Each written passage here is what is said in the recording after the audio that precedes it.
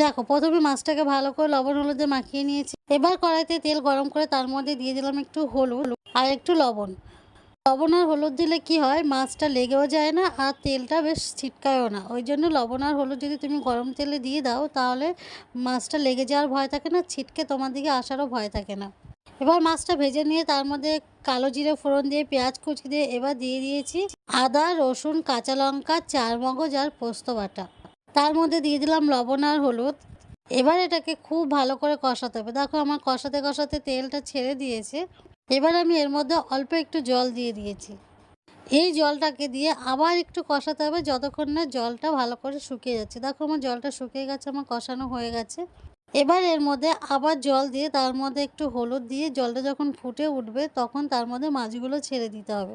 ওহো, তোমাদের তো এখনো বলিনি কি রান্না করছি। আজকে রান্না করছি পোস্ত রুই। তো দেখো কতটা সুন্দর হয়েছে।